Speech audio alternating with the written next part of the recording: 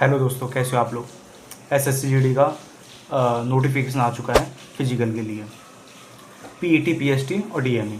ठीक है, उसमें ये भी कहा गया है कि सेपरेटली डीएमई सेपरेटली होगा। इस बार बहुत सारी चीज़ें हैं, आरएफआईडी से रनिंग कराई जाएगी।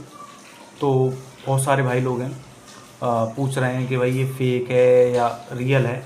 तो अभी तक तो ऐसी जानकारी है कि ये रियल है, बिल्कुल रियल है। हालांकि किसी भी वेबसाइट पर CISF, CRPF, ITBP, SSB किसी की वेबसाइट पर नहीं आया है हालांकि, लेकिन ये एकदम रियल हो सकता है। और 20 तारीख से 20 अगस्त से लेके 11 सितंबर ये आप लोगों के RFID से रनिंग होने वाली है। तो आप लोगों को बिल्कुल भी घबराने की ज़रूरत नहीं है, अपनी तैयारी को अच्छी तरीके से करते रहो। लेकिन इसमें थोड़ी सी कन्फ्यूजन कहाँ हो रहा है, बच्चों को पूछ रहे हैं कि जब मैंने इसको डिटेल में थोड़ा एनालिसिस किया इस नोटिस को, तो समझा मैंने कि यहाँ पे एक चीज़ लिखी हुई है। और वो क्या है कि 1500 जो लोग हैं, एक दिन में कम से कम 1500 लोग बुलाए जाएंगे।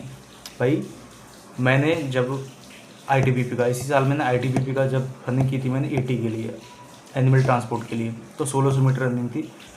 तो उसमें भी एक दिन में लगभग 400-500 बच्चे बुलाए जा रहे थे।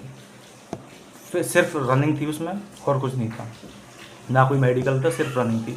तो मुझे नहीं लगता कि एक दिन में 1500 लोग, 1500 तो समझ सकते हो एक दिन में बहुत ज़्यादा टाइम। और तो ये तो 5 किलोमीटर की रनिंग है भाई, एक दिन में एक सेंटर पर 1500 लोग, बहुत ज़्यादा अमाउंट हो जाता है, बहुत ज़्यादा कैंडिडेट एक साथ जाएंगे। तो मुश्किल यहाँ से थोड़ा सा कन्फ्यूजन लग रहा है कि एक ऐसे कैसे हो सकता है कि एक दिन में 1500 लोगों का ये करा दें, फिजिकल ले लें। और डिटेल जब डॉक्यूमेंटेशन, यानी कि डॉक्यूमेंटेशन भी होता है उसमें, बहुत सारी चीज़ें होती हैं, वो काफ़ी टाइम लगता है उसमें, आप लोगों को तो पता ही होगा ही। ठीक है, और फिर मैंने जैसे ITBP का दिया था और BSF SCM का दिया था, दोनों में काफ़ी समय लगा था। ठीक है, SCM वाले में तो थोड़ा सा कम समय लगा था, लेकिन जो ITBP का था उसमें काफ़ी समय लगा था। एक दिन में लगभग 1500 लोगों को बुला रहे थे। अब बुलाया जाएगा 1500 लोगों को, पहले 400-500 लोगों को ITBP में और BSF में बुलाते थे।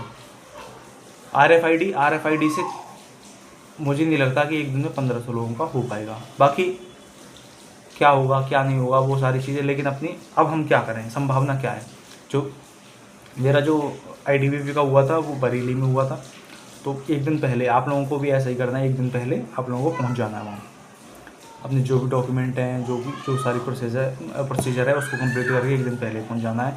और अपनी तैयारी को तो आप अच्छी तरीके से, अच्छे लेवल से कर रहे होंगे।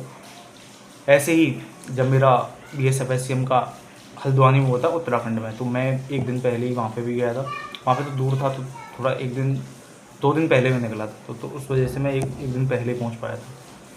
तो अपने आप को पूरा मोटिवेट रख के, मोटिवेशन के साथ, क्योंकि भाई हमारा जो है 24 मिनट में 5 किलोमीटर रनिंग है। तो ये काफ़ी इम्पोर्टेंट रहने वाला है कि हम किस तरीके से अपनी पॉजिटिव माइंडसेट को लेके जाते हैं वहाँ पे। माइंडसेट हमारा जो है होना चाहिए वो पॉजिटिव होना चाहिए। अब लास्ट पॉइंट क्या है अपना, हम क्या करें। तो आपको सिर्फ अपनी रनिंग पे फोकस करना है। अभी मेडिकल के बारे में बिल्कुल भी नहीं सोचना है कि हमारा मेडिकल किस तरीके से होगा, क्या नहीं होगा। उस पर आप लोगों को बिल्कुल भी फोकस नहीं करना है, सिर्फ आप लोगों को अपनी रनिंग पर फोकस करना है। अगर आप लोग अपनी रनिंग पर फोकस कर लेते हो तो जो हमारा जो मेडिकल है, मेडिकल में आप लोगों को कोई भी प्रॉब्लम नहीं होने वाली है। वो तो बाद की बात है। पहले इस बार क्या होगा, पहले फिजिकल होगा, फिजिकल के बाद एक मेरिट और लगेगी, मेरिट लगने के बाद फिर मेडिकल के लिए बुलाया जाएगा उन बच्चों को। तो काफ़ी जटिल प्रोसेस, पहले तो एक ही बार में करा देते थे, मेडिकल का अनुभव भी मिल जाता था बच्चों को, लेकिन इस बार ऐसा नहीं हो पाएगा। बाकी अगर आप लोगों को कोई भी और कोई समस्या है और कोई प्रॉब्लम है तो आप लोग कमेंट सेक्शन में कमेंट करके हमें उससे अवगत करा सकते हो, बता सकते हो। बाकी की नेक्स्ट वीडियो में जो कुछ इन्फॉर्मेशन होती है वो आप लोगों में प्रोवाइड कर दूँगा। जय हिंद।